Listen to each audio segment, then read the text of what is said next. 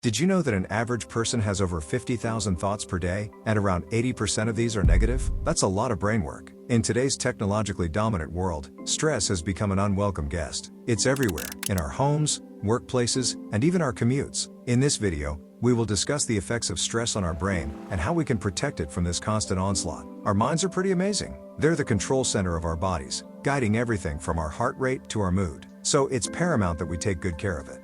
Whenever we experience stress, our smart brain jumps into action, releasing specific hormones called adrenaline and cortisol. Their job is to prepare us to face whatever is coming our way. This is super handy when you're facing sudden situations, like when you're in an airplane and it starts shaking. Yikes! But here's where the problem starts. When we're constantly stressed, not just once in a blue moon but all the time, what we call chronic stress. This isn't good for us, especially for our brain and, as a whole, our health. When we're stuck in a stressful situation for a long time, we're forced to face these stress hormones for longer, and this can lead to some not so good things. It can cause an issue in our brain that can mess with our mood and memory. Not to mention, it increases the risks of going through neurological conditions. Conditions like dementia, depression, headaches, migraines, and even stroke can become more common. Now, that's something we all want to avoid. So how do we know if stress is affecting our brain? Well, there are some classic signs that you should keep an eye out for. Number 1, memory issues. Do you often find yourself having a hard time remembering things like where you left your keys or what you were supposed to do next? That could be stress affecting your brain's ability to form new memories. Number 2, trouble concentrating. When we're stressed, our minds race, thinking about all the things that are causing us stress. This makes it challenging to focus on other tasks at hand. Number 3, mood changes. Stress can make us feel irritable and anxious, impacting our relationships with others and our overall mental well-being. Now, let's talk about the long-term effects of stress on our brain. Studies have shown that chronic stress can lead to structural changes. The brain has two main parts, gray matter and white matter. Gray matter helps us make decisions and solve problems. White matter, on the other hand, is like a messenger. It connects different brain parts and carries information between them. White matter looks white because it is covered by a fatty substance called myelin. This myelin makes messages travel faster in our brains.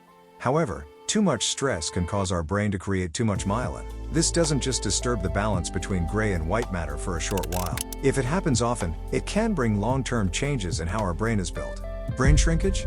Stress can not only stop brain cells from growing, but also shrink the whole brain. Even if you're healthy in other ways, stress can shrink parts of your brain linked to feelings, remembering things, and your body's use of energy. Being constantly around cortisol, a stress hormone, may shrink parts of your brain.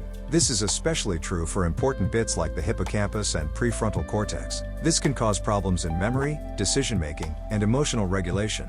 So, what can we do to protect our brain from stress? We can try adding some practices to our daily lives to naturally protect our brains from the harmful effects of stress. Take slow, deep breaths. Imagine you're filling a deep pool with your breath. Longer and deeper is always best. In simple terms, this is called diaphragmatic or belly breathing. A study discovered that this type of breathing cuts down cortisol stress hormone levels. Plus, it boosts your attention and gives your mood a lift. Another group, who didn't do this breathing, noticed no changes.